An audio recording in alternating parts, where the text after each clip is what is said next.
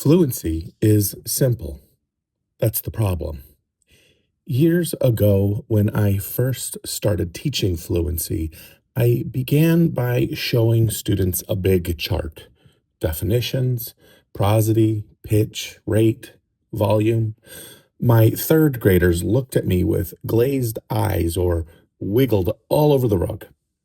I eventually got to modeling and practice, but not before nearly losing the room. Recently, I was coaching in a classroom where the teacher skipped all of that. She began, "Class, today we're going to practice our reading fluency, which means to read beautifully and smoothly with meaningful expression. That means my reading shows how much I understand what's happening in the text. But let me show you.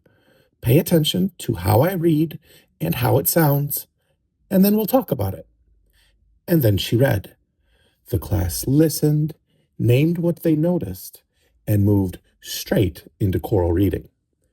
It worked better for a simple reason. Fluency isn't something you study, it's something you do. In New York and increasingly across the country, fluency is named as a core part of reading instruction, right alongside phonemic awareness, phonics, vocabulary, comprehension, and oral language. But naming fluency as important, or claiming that it's being done, doesn't mean fluency instruction is happening well. In fact, this is where things can go wrong. Fluency instruction is straightforward, and straightforward things are easy to veer off course if the simple guidelines aren't followed. Once that happens, the work loses its footing. Fluency leans heavily toward early skill practice. That's worth naming because not everything in literacy does. Some areas, vocabulary, grammar, spelling, require a little more content up front before they can be applied well as a skill in writing. Fluency is different. Once decoding is stable, you don't need a long preamble. You begin. You don't learn fluency by learning facts about it. You learn it by reading fluently again and again with a good model, in the company of others, and by oneself. That doesn't mean there's no content behind it. Fluency depends on phonemic awareness and phonics. If those aren't secure, fluency falls apart. At the same time, strong decoding, while a prerequisite, doesn't guarantee fluent expression.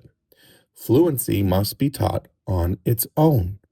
But once decoding is stable, even at a basic level, fluency instruction can begin.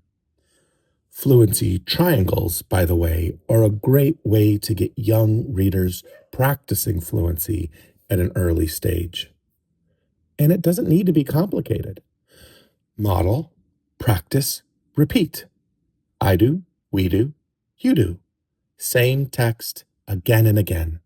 Perform it. Fluency instruction is simple and straightforward. Repeated reading with gradual release. That's its beauty. But even straightforward practices face pitfalls. If one neglects the rereading, students don't get enough chances to build expression through feedback and repetition. If one neglects the gradual release, students miss the full arc. Strong models to emulate, I do. Group support through choral reading, we do. And individual practice and growth, you do. Too often, fluency practice becomes students reading a passage aloud once independently with feedback. That's not enough. It's not how fluency develops, and it's not what the research supports, particularly the research conducted by Tim Rosinski. I often think of teaching fluency like teaching a child to ride a bike. No one sits a kid down and explains gravity, balance, and velocity. Instead, you might point out the handlebars, the pedals, and the brakes. Then you let the kid ride. Fluency works the same way. A small amount of knowledge at the start, and then a lot of doing. Start quickly. Keep it simple. Let the reading and rereading do the work.